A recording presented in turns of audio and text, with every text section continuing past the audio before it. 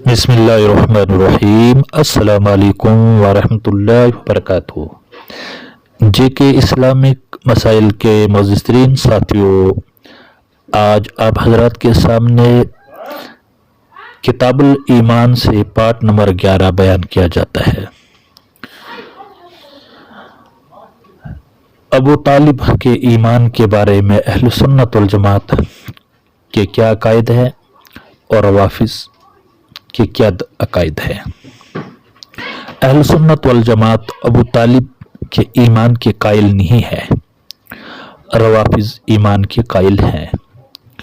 रवाफिज़ की दलील ये है कि हज़रत इब्न अब्बास रज़ियल्लाहु ताला अन्हु की वो रवायत है जिसकी इब्न इसहाक ने तखरीज की है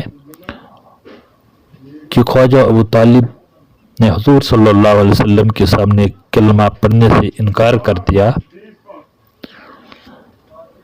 फिर उसके बाद हज़रत अब्बास ने देखा कि वह अपने होठों को हरकत दे रहे हैं, तो कान लगाया और हुज़ूर सल्लल्लाहु को आकर खबर की कि खुदा की कसम मेरे भाई अबू तालिब ने वो कलमा पढ़ लिया है जिसको पढ़ने का आपने उसे हुक्म दिया था।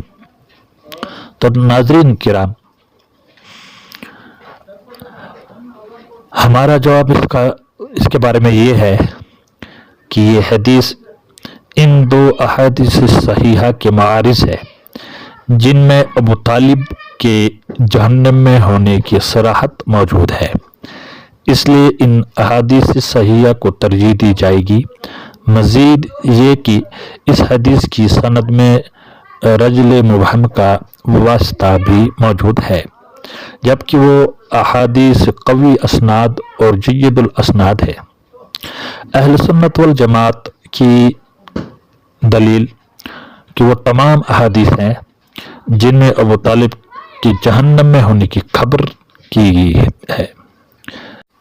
तो नाज़रीन किराम, एक सराहतन एक हदीस मौजूद है कि आप सल्लल्लाहु अलैहि वसल्लम ने इरशाद फरमाया कि अहले दोज़ख में सबसे हल्का अज़ाब अबू तालिब को होगा और वह आग की दो जूतियाँ पहने होंगे जिनसे उनका दिमाग खोल रहा होगा।